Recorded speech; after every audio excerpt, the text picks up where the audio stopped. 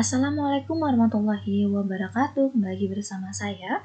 Oke teman-teman sekalian, di sini kita akan membahas soal TWK atau tes wawasan kebangsaan untuk persiapan seleksi SKD CPNS di tahun 2024. Nah, teman-teman sekalian, soal TWK pada tahun ini itu adalah soal penalaran, teman-teman.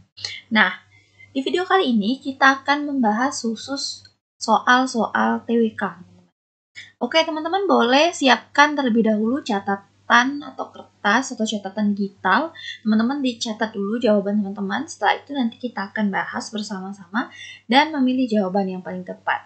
Oke, teman-teman, sebelum kita membahasnya, alangkah lebih baiknya teman-teman klik like, subscribe, dan tekan tombol lonceng di bawah ini, karena jika teman-teman tekan subscribe dan tombol lonceng di bawah ini, teman-teman akan mendapatkan notifikasi ketika channel ini upload video terbaru mengenai soal-soal pembahasan TWK, TIU, dan TKP.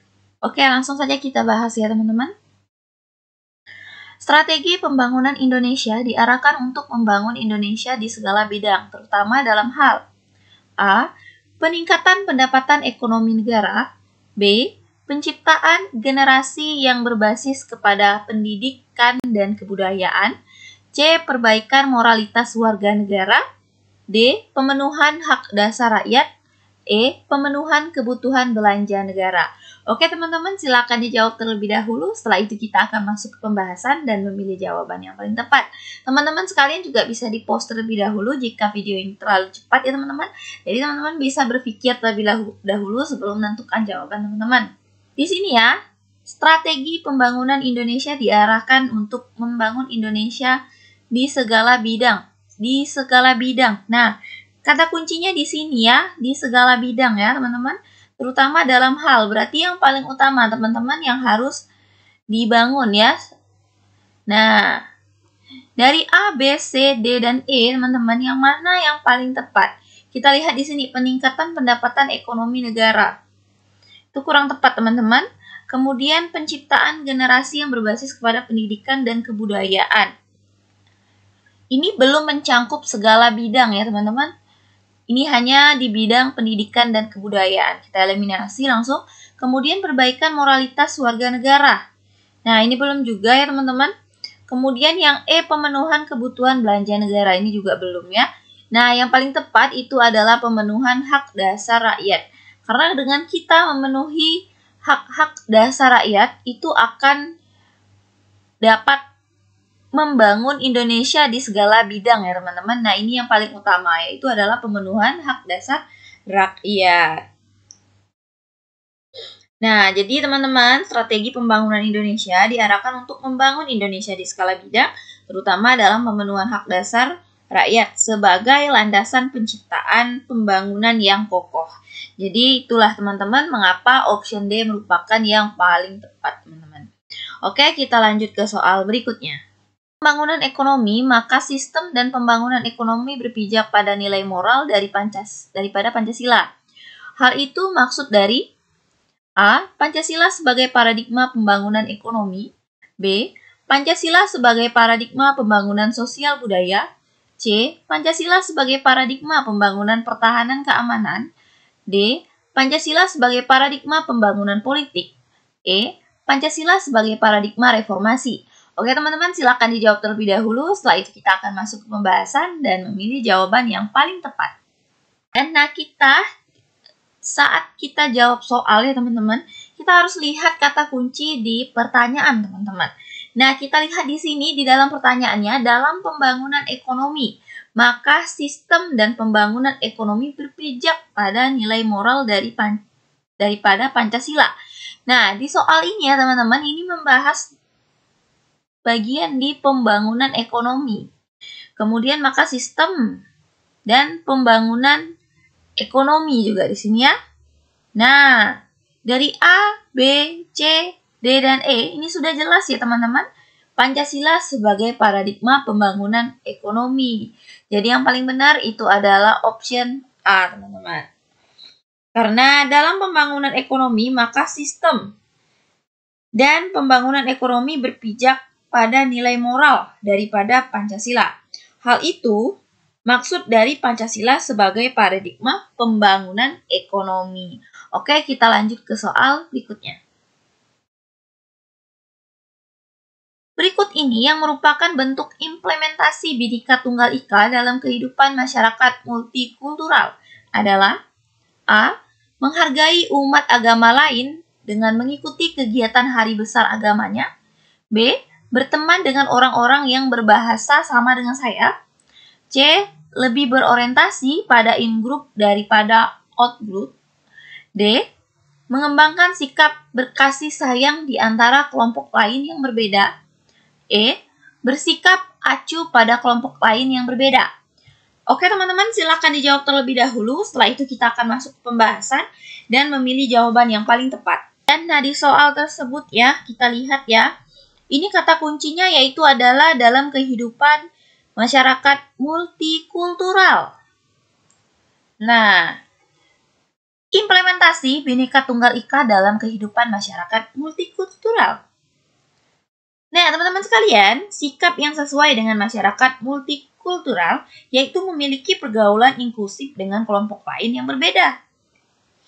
Mengembangkan kebersamaan dan rasa kasih sayang pada kelompok lain yang berbeda dan menghargai umat agama lain. Jadi teman-teman di sini kan implementasi Bhinneka Tunggal Ika ya. Bhinneka Tunggal Ika kan artinya walaupun berbeda-beda tetap satu juga ya. Nah, walaupun kita berbeda-beda itu kita harus tetap bersatu. Jadi yang paling benar itu adalah option D. Dengan mengembangkan sikap berkasih sayang di antara kelompok lain yang berbeda. Jadi yang benar option D. Oke, kita lanjut ke soal berikutnya.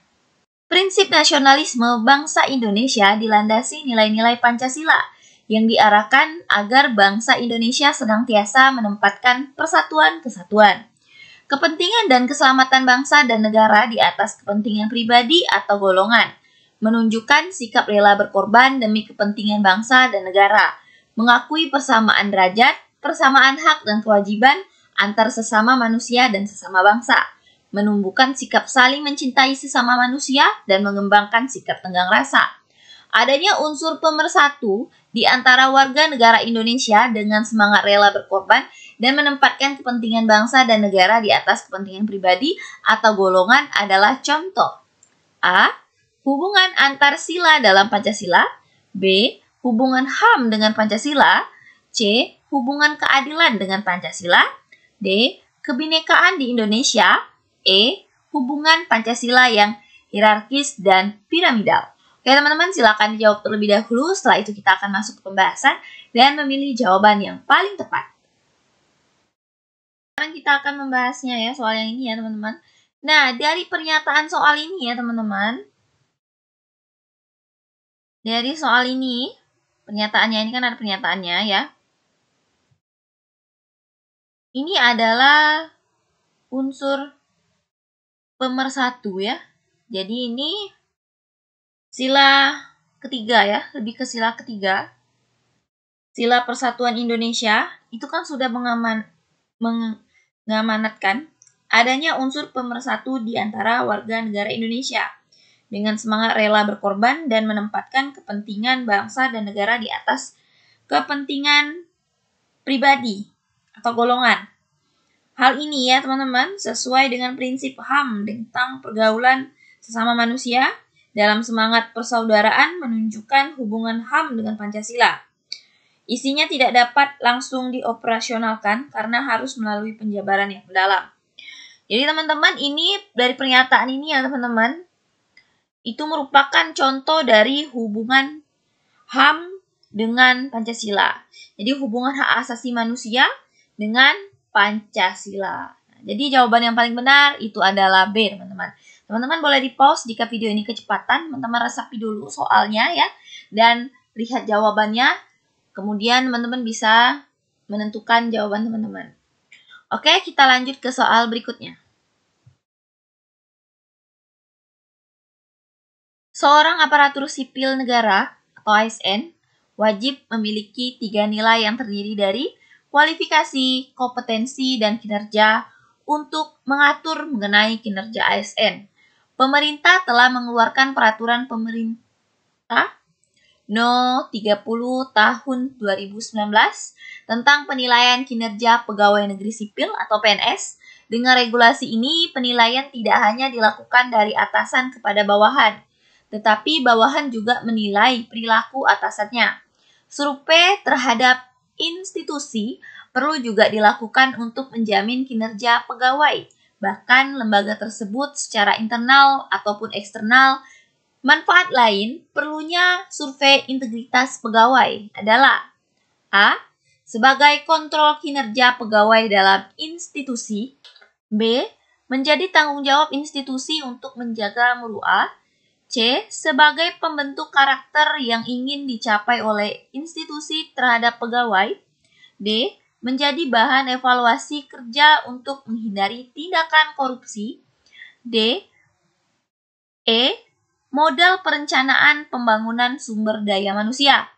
Oke teman-teman sekalian, ini merupakan pertanyaan bonus atau pertanyaan PR untuk teman-teman sekalian di rumah ya.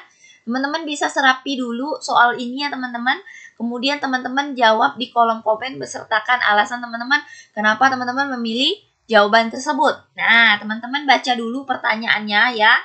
Ini pertanyaannya, manfaat lain perlunya survei integritas pegawai adalah. Setelah itu teman-teman baca pilihan gandanya, terus teman-teman resapi apa maksud dari pernyataan soal ini ya teman-teman. Teman-teman temukan kata kuncinya agar teman-teman bisa mudah menjawab soal ini.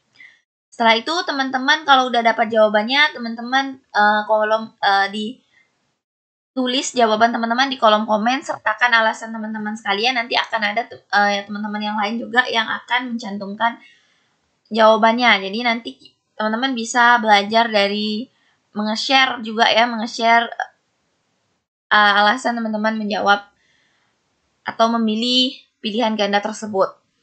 Oke teman-teman sekalian, nah sampai di sini saja videonya.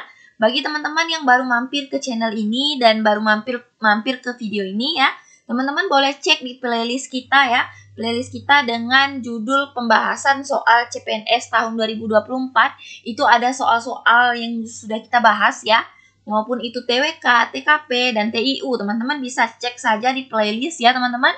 Mungkin kalau misalnya ada kesalahan admin ya saat menyampaikan ya, atau ada kesalahan di soal ataupun pilihan ganda, teman-teman juga bisa komen di bawah ini ya. Karena Mimin juga tidak terlepas dari kesalahan ya. Jadi akhir kata saya akhiri. Wassalamualaikum warahmatullahi wabarakatuh.